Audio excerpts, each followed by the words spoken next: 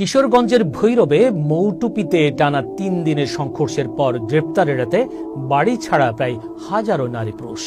দীর্ঘ ৬৬ বছর যাবৎ চলমান রয়েছে উপজেলার সাদেকপুর ইউনিয়নের মৌটুপি গ্রামে বিএনপি নেতা তোফাজ্জলের কর্তাবাড়ি ও আওয়ামী লীগ নেতা মোহাম্মদ সাফায়েতুল্লাহর নেতৃত্বে সরকার বাড়ির মধ্যে বিরোধ। ৩১ অক্টোবর সংঘর্ষে কাইয়ুম মিয়া নামে একজন নিহত হন, আহত হন অর্ধশতাধিক। দুদিনে উভয় পক্ষের ৯ জনকে আটক করে যৌথ বাহিনী। ভৈরব থানার ভারপ্রাপ্ত কর্মকর্তা মোহাম্মদ হাসমতুল্লাহ জানান, খবর পেয়ে সেনাবাহিনী ও পুলিশ ঘটনাস্থলে গিয়ে পরিস্থিতি নিয়ন্ত্রণে আনে। যৌথ অভিযানে বিভিন্ন ধরনের দেশীয় অস্ত্র উদ্ধার করা হয়েছে। বর্তমানে পরিস্থিতি স্বাভাবিক রয়েছে। যৌথ অভিযান ও পুলিশি টহল অব্যাহত রয়েছে। এই ঘটনায় কোনো পক্ষ থেকে অভিযোগ পাওয়া যায়নি।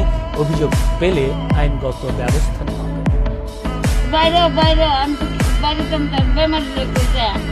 আগুন লাগাই দেন, আগুন লাগাই দাও, আমি ফিরে যাবো না, বেমারে ফিরে যাবো।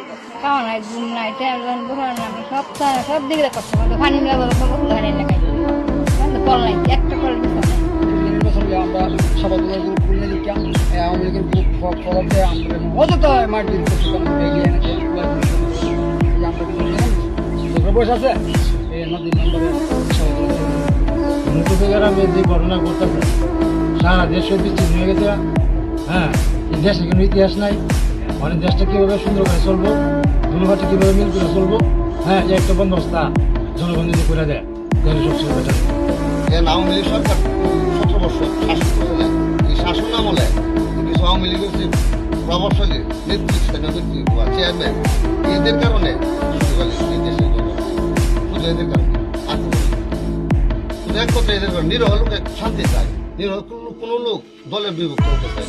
খাতি মাস আসছে জ্বালাফালানির সময় বা প্রশাসনাতির যে সঠিক সময়, এই সময়টা যাতে যদি মৌটুপির মানুষ সঠিকভাবে কাজে লাগাইতে পারে, এই কারণে প্রশাসনের কাছে আমার অনুরোধ আর যাতে ঝগড়া না হয়।